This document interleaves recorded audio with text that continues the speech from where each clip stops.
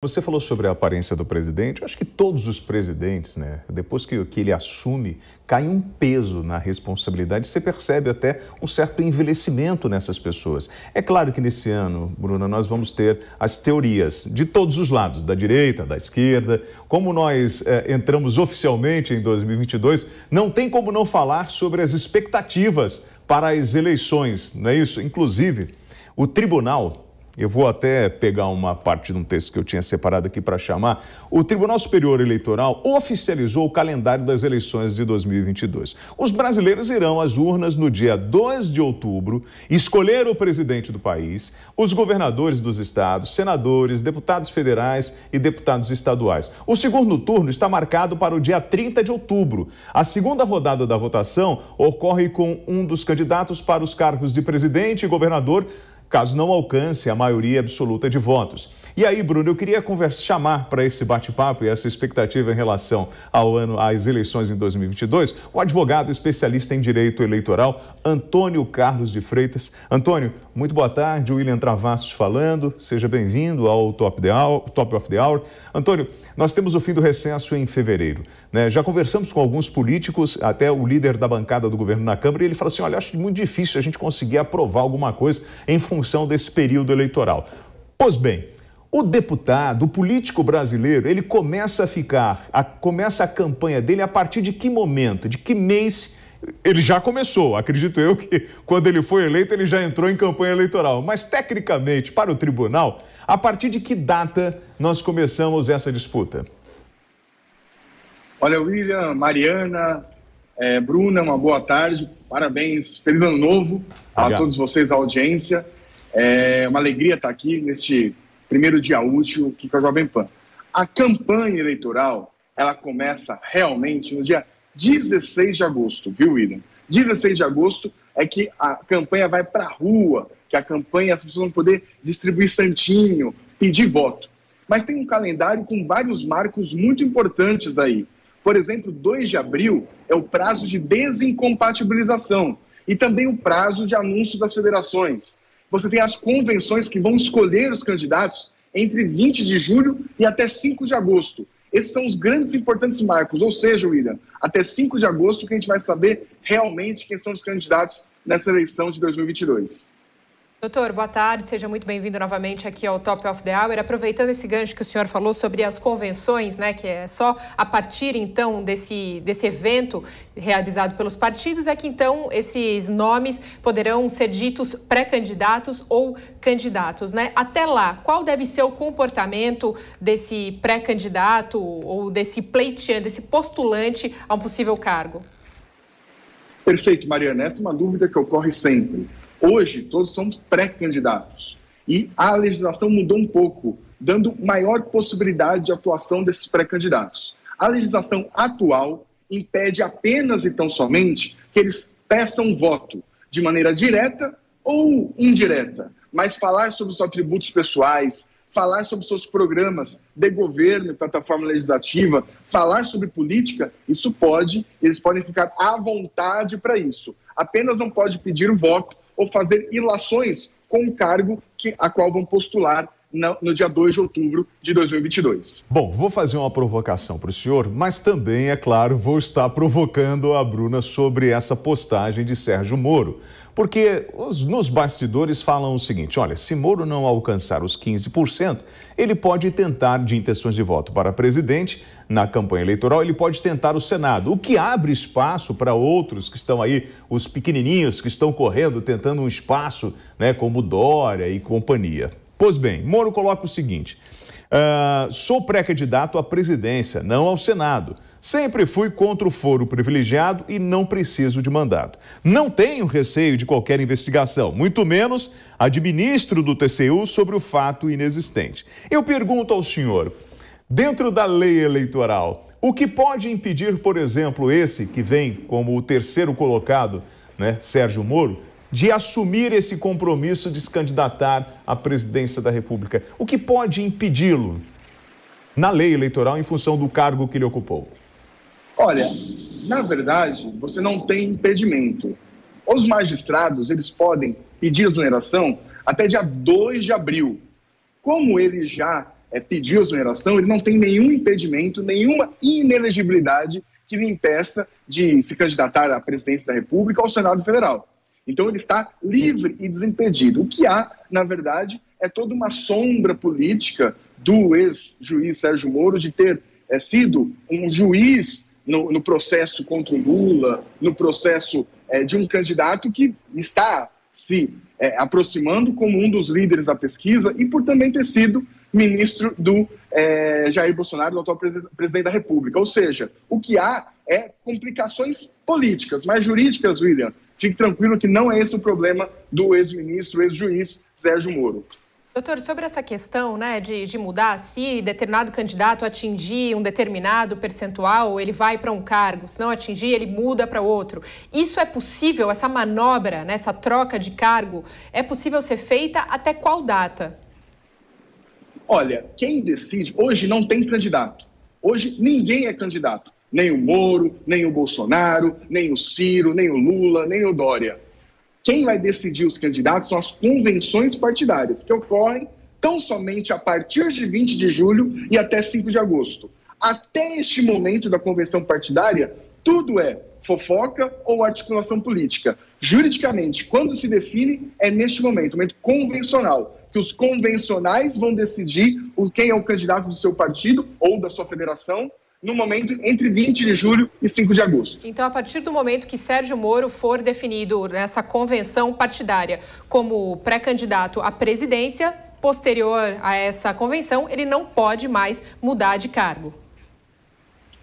De fato, assim, a regra é que ele não pode mudar de cargo. Existem exceções, por exemplo, falecimento ou algumas exceções que você permite a mudança, a executiva até tem essa delegação de poderes. Mas a regra não tem essa mudança a bel prazer da composição política. É excepcionalidades que poderiam deixá-lo mudar de cargo, como, por exemplo, alguma doença, enfim, algo com grande gravidade. Foi oficializado o candidato, assim será candidato até o registro da candidatura, que é até o dia 15 de agosto. Agora, Bruna, desculpa, você deve estar aí agoniada, né? Porque quando a gente ouve o doutor falando sobre esses pré-candidatos, né? Que é tudo fofoca, eles já estão falando tanto como pré-candidatos, eu fico imaginando a hora que essa campanha realmente começar, né? William, sabe que eu gostaria até de aproveitar e perguntar, né, para o Antônio que está aqui com a gente, porque, veja, vamos prestar atenção, o Congresso aprovou, como é que foi o fundo eleitoral? Vários bilhões aí, né? E o Antônio disse aqui para a gente que a data oficial de campanha é 16 de agosto e a eleição é no começo de outubro. Então, eles vão ter 1 mês e meio para gastar tantos bilhões. Eu queria que o doutor nos ajudasse a esclarecer se justifica tamanho valor, como é que vai justificar para a sociedade que precisam de tirar tantos bilhões de nós brasileiros para gastar, para torrar em 1 mês e meio? É muito superfaturamento aí no cálculo político, será? E somado isso, Bruna, as restrições da campanha eleitoral. Não pode showmício, o adesivo tem limitações. Então você tem uma série de restrições de gasto e um grande número de dinheiro. E pouco tempo. Então, 45 dias de campanha para gastar tudo isso e mais, Bruna, para discutir com a população, para conversar sobre a plataforma, para a população saber quem é o seu melhor deputado, quem é o seu melhor governador. Então, é uma corrida tiro curto, com muito dinheiro, obviamente, mas pouco espaço até para discussão política, para discussão, para o debate programático, para o debate de plataformas. Isso é um grande problema hoje do nosso direito eleitoral. Pouco tempo, muito dinheiro, pouco debate e a importância da decisão em 2 de outubro. Doutor, falando em restrições eleitorais, né, como muito bem o senhor já colocou, a gente está falando sobre essas alterações, né, do que pode, não pode showmício, os adesivos têm o tamanho reduzido, bandeiras são em determinado formato, determinado tamanho, mas o TSE já adiantou que vai ser muito rígido, né, nessas eleições de 2022, principalmente com relação a tudo que for feito em pré-campanha e campanha também nas redes sociais, né, porque aí sim, né, nós podemos ter, digamos assim, uma grande farra, né, feita com com postagens que são, então, turbinadas, né, que tem os anúncios patrocinados. E aí, como vai ficar, então, a partir de que data esses anúncios de políticos podem ser, então, patrocinados? O que determinado, qual conteúdo pode ou não ser patrocinado? Porque também não é qualquer um, como, por exemplo, o ataque a um adversário, né? Exatamente, Mariana. A propaganda eleitoral na internet, fora dela, a partir de 16 de agosto. Antigamente, você tinha uma terra de ninguém nas mídias sociais e na internet. Isso tem uma promessa do Tribunal Superior Eleitoral de que seja melhor regrado e muito melhor fiscalizado. Então, vamos ver e conferir se vai ter essa fiscalização para coibir a fake news, a tão famigerada fake news, e a questão de você patrocinar ataques, seja ele por via direta, seja ele por via indireta. Então, essa é a grande questão. Combate a fake news e combate às propagandas negativas. Isso nós vamos ver o grau de fiscalização. Se haverá uma fiscalização real e de ambos os lados, ou dos vários lados da matriz política brasileira. E aí eu pergunto ao senhor, a Bruna foi num ponto cirúrgico, né, sobre o período para gastar os 4,9 bilhões de reais, né, que eles vão ter, ou seja, é muito dinheiro para pouco tempo. E ainda tem um detalhe, nessa história da frente parlamentar, eu tenho que saber a quem eu vou me associar, porque a partir do momento que eu faço a lei, agora é claro, né? Eu me associei à Bruna, eu tenho que ficar com a Bruna ali durante aquele período de 4 anos, não é isso? Isso mesmo, William. Nós vamos ter agora o teste das federações de partido. Vamos ver essa criação do Congresso, como vai funcionar. O limite para anunciar isso é no dia 2 de abril. Estamos bem próximos desse momento. É o primeiro momento aí que a gente vai saber quais são as federações de partidos. E aí tem que ficar junto. É um casamento não eterno, mas é um casamento com prazo determinado. Doutor Antônio, sabe o que eu gostaria de saber também? Como é que, você está falando de fiscalização, que as regras serão rígidas, estão querendo fiscalizar até calúnia, né? O que eu não sei como é que é uma campanha eleitoral sem calúnia, nunca vi na vida, vai ser curioso. Vou presenciá-la pela primeira vez esse ano, né? Se é que vão conseguir coibir esse tipo de coisa. Porque xingamento para lá e para cá, desde que o mundo é mundo e existe política, é assim que a coisa acontece, né? Mas quanto à fiscalização propriamente dita, há regras claras sobre compra de votos, porque eu fiz essa brincadeira aí do pouco tempo para muito dinheiro, mas assim, na prática eu já acompanhei campanha eleitoral, já tive informações de fontes e, por exemplo, vou dar um exemplo prático de uma informação que eu tive. A Joyce Hasselmann, quando foi candidata a prefeita aqui por São Paulo, o santinho dela era R$16, sendo que a gente sabe que santinho custa 0,008, o dela 16. E aí a gente pensa, nossa, foi super... A gente tem suspeitas de que foram superfaturamento, não há provas, mas fica suspeita, né? Porque a diferença de preço é muito grande. Se o preço de mercado é 0,008 e a pessoa paga 16, fica estranho. Então, essas suspeitas pairam na sociedade. Mas quais são os métodos práticos para se fiscalizar a possibilidade de candidatos estarem separando aí uma verba desse fundão imenso para a compra de votos, que a gente sabe que ocorre, sim, no Brasil? Bruna, você colocou 2 pontos importantes. Primeiro, é a falta de fiscalização no mérito das contas eleitorais. Hoje, a Justiça Eleitoral ela fiscaliza se foi gasto nota fiscal, se entrou na conta, se saiu na conta. Não tem uma fiscalização do mérito desse gasto. Isso passa ao léu da fiscalização do Tribunal Regional Eleitoral, da Justiça Eleitoral. Só vê um cheque, um cara crachá. É uma grande fiscalização formal para inglês ver, mas não se avança no mérito e não tem legislação que explique como avançar no mérito desse gasto eleitoral. Isso é uma falha do nosso sistema eleitoral. Segundo, essa questão de compra de voto, ela já é antiga, né? Desde que o mundo é mundo, mas desde que o Brasil tem eleições, você tem já uma jurisprudência muito forte sobre isso. Para você ter fiscalização, precisa ter denúncia, porque, como você vê, quando você tem esse sobrepreço, quer dizer que alguém foi lá, imprimiu dinheiro e deu dinheiro vivo. E esse dinheiro vivo não deixa muito rastro. Então, eles superfaturam no oficial para ter o suboficial, o oficioso, para poder gerar notas e poder ter a compra de voto. Isso, a denúncia é a maior arma. A denúncia para o Ministério Público Eleitoral, a denúncia para a polícia. Por quê? Fiscalização, de fato, ela é um desafio. E a legislação não criou grandes amarras até hoje para coibir isso de fato. Tem coibir na teoria, mas de fato, amarras importantes, até hoje, nosso direito não foi capaz de criar e de prover ao nosso sistema eleitoral, viu, Bruna?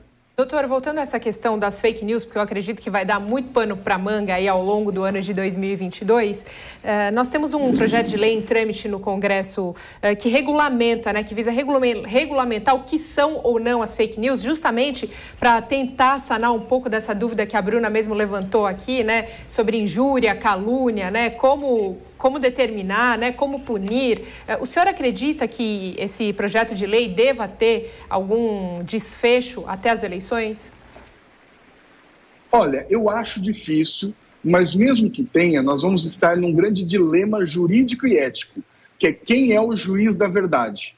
Porque você sempre vai ter uma zona cinzenta e que a verdade ela pode ir para um lado ou para o outro através do manejo da linguística, através do manejo das coisas. Quando você coloca um juiz da verdade, você está meio que colocando, com todo respeito à audiência, um tapa-olho, né, na visão para o eleitor, como se ele não tivesse discernimento para discutir. E você teria um direcionamento até ideológico sobre o que seria verdade. Então eu acho que nós vamos ter um dilema ético e um dilema prático de quem vai dizer o que é verdade, quem vai dizer o que é manejo argumentativo, quem vai dizer isso. Claro que você tem os limites da calúnia, você tem grandes limites de um lado ou de outro, mas grandes excessos, melhor dizendo, de um lado ou de outro. Mas eu acho desafiador o enfrentamento jurídico sobre o que seja verdade, o que seja mentira, sem você ter uma conotação ideológica, ou um preconceito, ou um direcionamento. Nós vamos ver nessa eleição como as instituições republicanas, como as instituições jurisdicionais vão agir diante disso. Vão coibir apenas os excessos ou a gente vai ter um sistema complexo de quem é verdade, quem é o dono da verdade ou quem sabe o que é a verdade e o que é a mentira. Então, doutor, e aí com essa sua provocação eu tenho que passar a palavra para a Bruna, porque assim, Bruna, o que é verdade?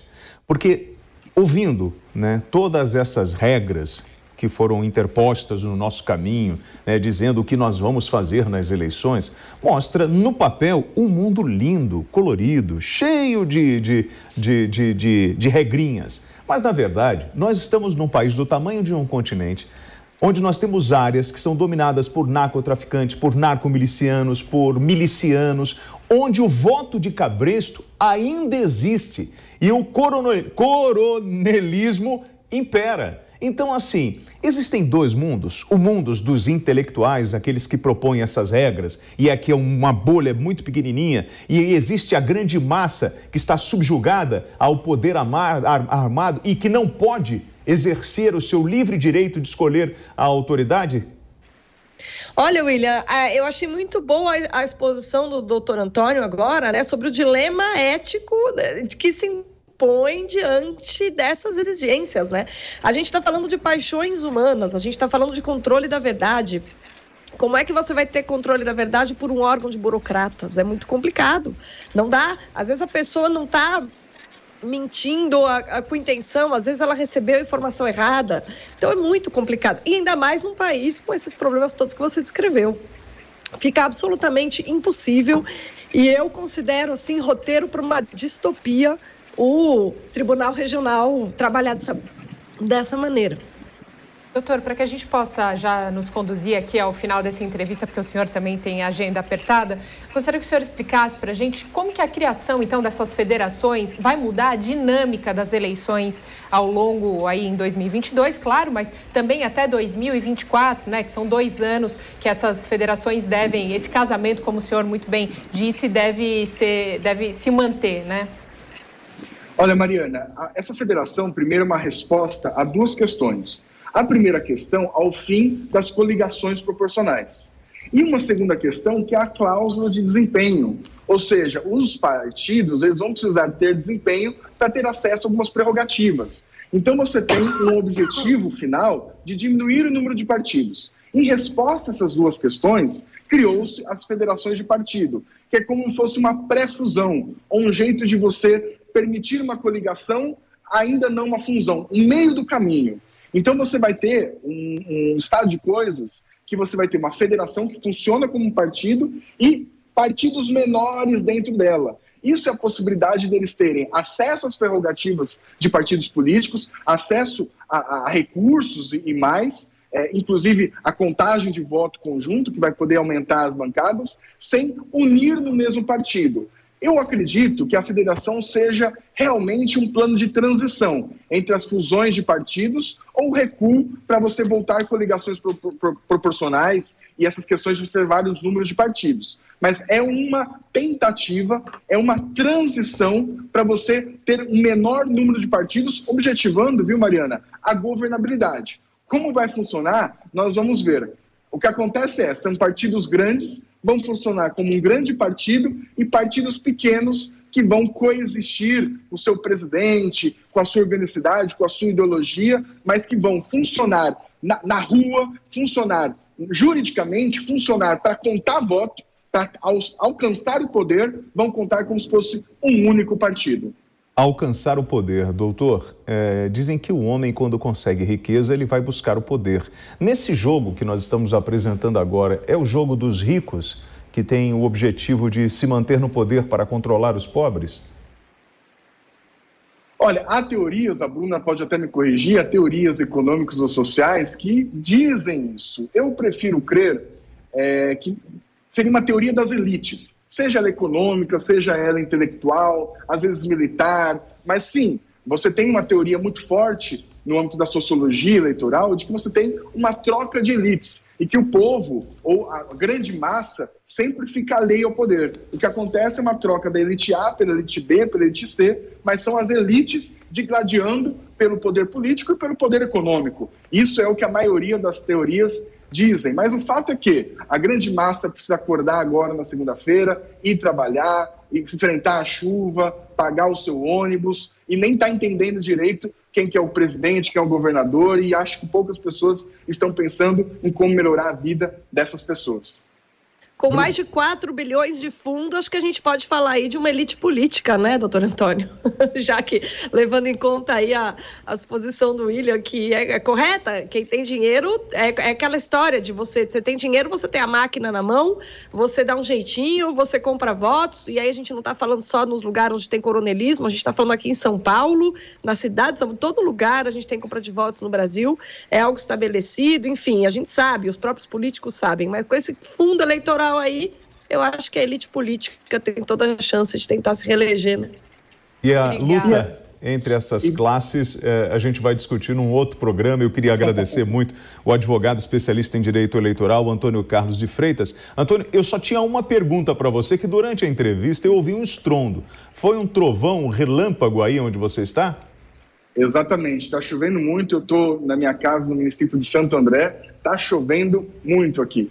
Aqui também, na região da Paulista, a gente já ouviu, estamos com imagens da Avenida Paulista, chão molhado, choveu agora em São Paulo, está chovendo em alguns outros pontos, para o lado da Cantareira. A gente já consegue ver a imagem. Bruna, você está onde em São Paulo? Eu estou aqui na Zona Sul e aqui também está chovendo direto, tá? Até minha imagem não está das melhores, porque aqui está chovendo feio. Obrigada, Bruna. Obrigada, doutor. Me perdoem a quebra do protocolo aí, tá bom, doutor? A Bruna vai continuar com a gente. Nós conversamos, então, com o especialista em direito eleitoral, Antônio Carlos de Freitas. Uma boa tarde para o senhor. Agora boa são tarde, 13 horas. Boa tarde, Mariana. Muito obrigado. Obrigada.